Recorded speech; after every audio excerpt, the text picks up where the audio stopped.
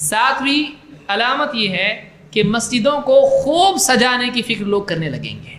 مسجدیں مزین ہوں گی، مسجدوں میں نقش و نگار، بیل بوٹے، ڈیزائننگ، ایک دم اس کا کنسٹرکشن ہائی فائی کرنے کی کوشش کریں گے.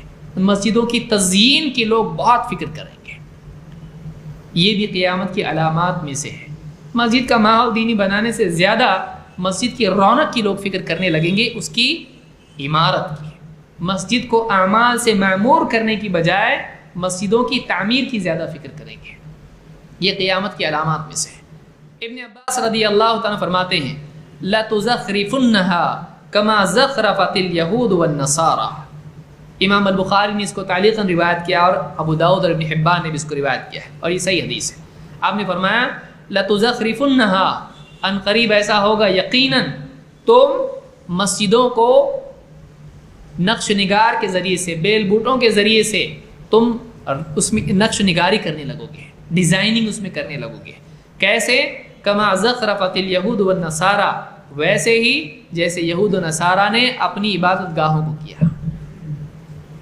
ڈیزائن، یہ پھول، نقش و نگاری، سونے کا پانی، یہ وہ سب اس طرح کی چیزیں جو بھی ہیں، یہ مسجدوں کی ڈیزائننگ اور ان کے اندر نقش و نگاری کرنا یہ عام ہو جائے گا.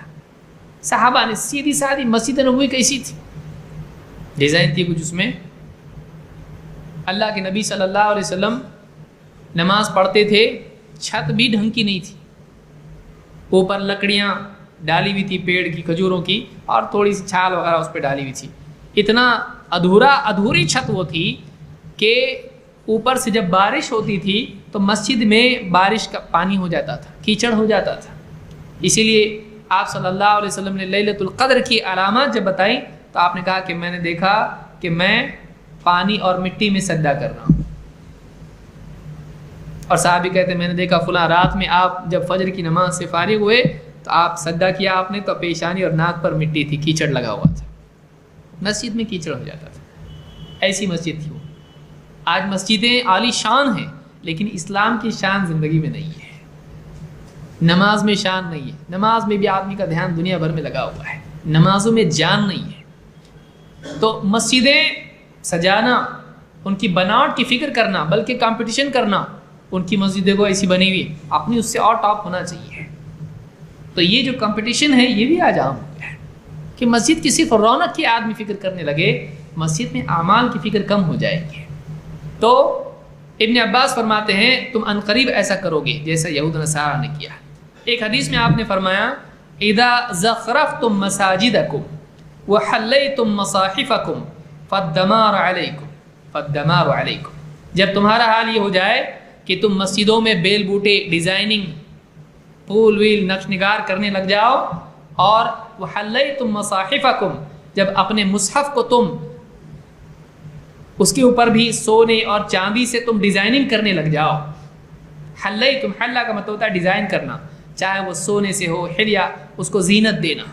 بہت سارے لوگ آپ نے دیکھا ہوگا قرآن لکھا اس میں سونے کے پانی سے لکھا. کون بولا تو اس کو کرنے کو ایسا؟ یہ تکلف ہے، یہ اسراف ہے. یہ صحابہ ایسا نہیں کرتے تھے. فتوحات ہوئی اسلام میں لیکن انہوں نے ایسا نہیں کیا.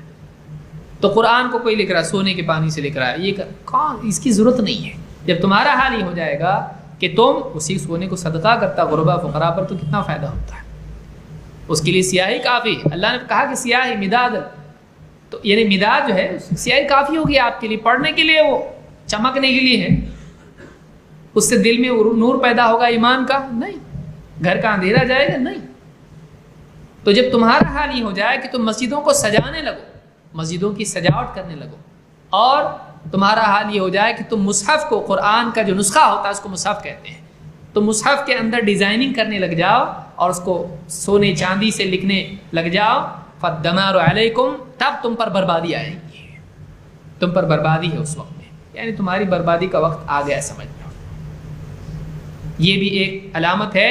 اس کو حکیم الترمذی نے نوادر الاصول میں ذکر کیا ہے اور شیخ الالبانی نے صحیح جامع صغیر میں اس کو حسن کہا ہے.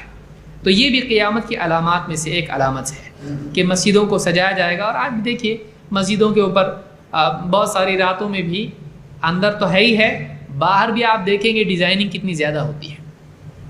کیسی لائٹنگ ہو رہی ہے، ہرے نیلے پیلے لائٹ کون بتایا آپ کو یہ کرنے کے لیے؟ اسلام میں یہ ساری چیزیں نہیں ہیں.